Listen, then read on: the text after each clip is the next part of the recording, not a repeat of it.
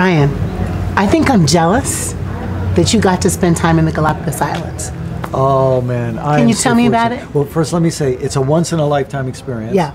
I've had it twice, and I'm going to actually go back and have it 3 times. Why? So I'm incredibly fortunate. Well, some people went with you last time, right? Some people are going group? with me next time. Yeah, so here's what happened. First time, I have 4 kids, and when my kids were young, I got this idea, I don't know where, and I said, before you graduate high school, we'll get you a passport and we'll go somewhere together, just the 2 of us. Right. So my 3rd son was really interested in science, and he said, I'd like to go to the Galapagos Islands, which was a dream come true for me. Wow. So they got to pick where to go.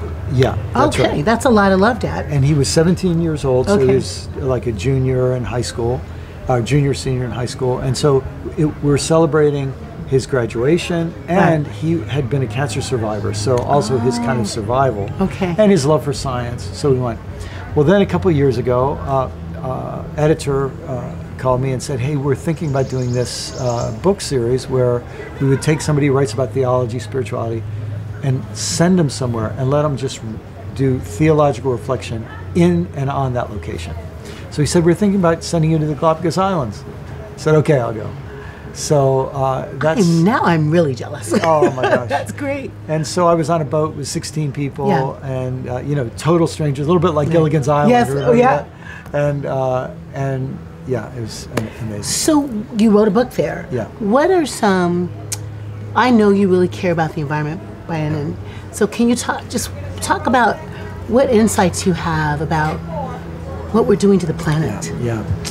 Well, first of all, let me say, you know, the novelist Marilynne Robinson, she's famous for Gilead and some other great books. Somebody asked her, how can we make the world a better place? And she said, by loving it more. Isn't that great? By loving it more. And I just think, you know, here we're at Wild Goose, and one of the things this does is it gets people out to love the trees and the river and the birds, and so getting out to love the world. And that's what, you know, that's what, one of the things that I think is important. And even though it's expensive, and there's environmental impacts of getting a plane ticket, and we got to be honest about all those things. Yeah, but there is value in loving the world and in trying to make that love contagious, right? And the Galapagos Islands are a really interesting story because here are these islands 600 miles from the coast of Ecuador, no human contact at all, and then when humans come, destruction. Destruction. Within years, within decades, destruction, extinctions, just horrible things. Stupidity of human beings. And you know what, back then it was more excusable. Right. But it was horrible. Excusable in that people just weren't savvy about how much damage human beings can do. Anyway, the great thing about the Galapagos Islands is that they reached kind of their worst point in the 1950s, early 60s, and then people took action, and things are so much better. And it becomes a kind of inspiring place to see when people come together how we can make things better. You know, I met somebody years ago who said to me, over the last 500 years, we have made trillions of dollars exploiting and plundering and destroying the earth. We've got to imagine that it would be more profitable to create than destroy. And so now we have to re-envision a whole new economy, a whole new way of life that's based on restoring the earth. So what's happening? What works? I remember being close to where you live in Florida and seeing erosion, seeing climate change at work. What works to turn it around, Brian? You know, this is where there's a deeply spiritual part of this, because we have, I think, 2 forces working against us very strongly right now. One is traditional religion, and I'm sad to say especially traditional Christianity. Right. Because traditional Christianity says all that matters is your soul, your body doesn't matter. That's right. All that matters is going to heaven when you die. God's going to destroy the earth, so this earth doesn't matter. Right. That's really a bad story to live in. Horrible. Secondly, we live in an economic system that says the economy is the most important reality. Well, if you stop and realize that the economy only exists within the larger ecology, and so if in both religion and economics we refuse to be captivated within those little bubbles, but we break out of, you remember Truman Show? It's like you gotta break out of the dome. That's right. And enter a bigger world. That's right. And say, and this to me in a very spiritual way is we say, look, if we believe that God is creator, and that God has expressed God's self in this creation, then suddenly all of creation is holy, of value. We are connected to it, and it's connected to us. It's connected to us. Right. And when that happens, it just leads into wonderful places in every way. I recently preached a sermon on Psalm 66, and I had never really dug into that text, but we're created a little less than Elohim, either angels or God, right? Yes. And then this kind of, and therefore to steward the earth. Yeah. What if you and I might say, our liberation is really tied up in each other?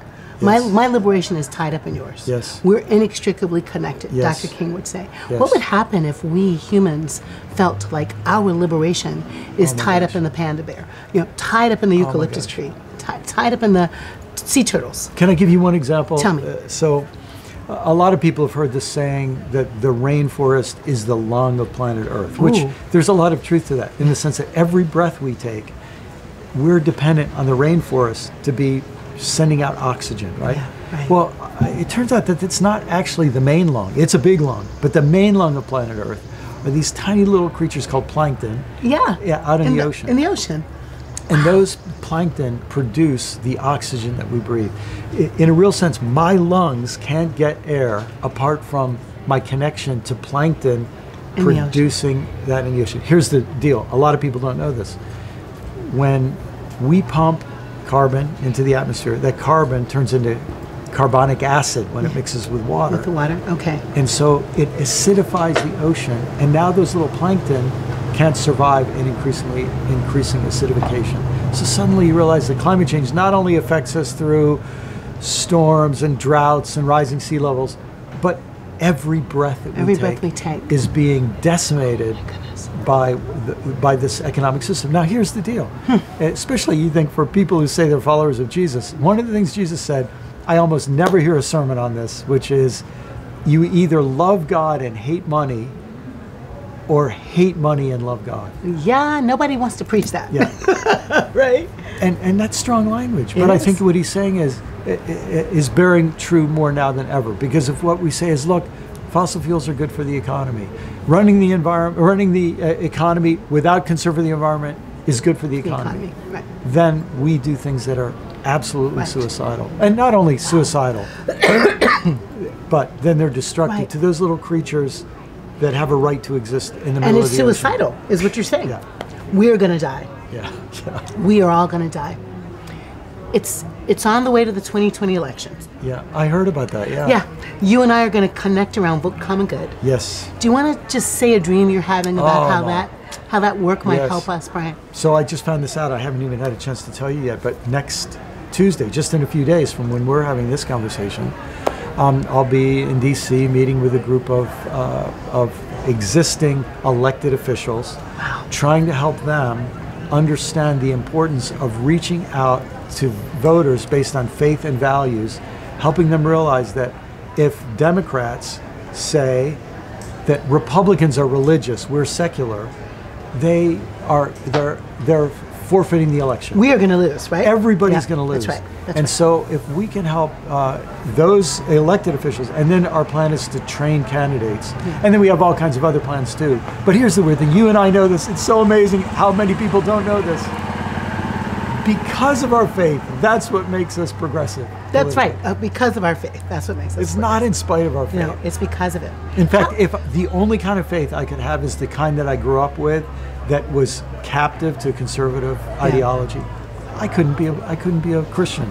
Yeah, I'm actually working on either we reframe and reclaim Christian, or I'm going to do Lovian, or call myself a Jesus follower, or something like that. Can I tell you something about that? Please. So I was in a board meeting recently with this organization. The founder's getting older, and the organization is planning succession. Actually, this wasn't a board meeting. This was somebody in the organization told me about a board meeting.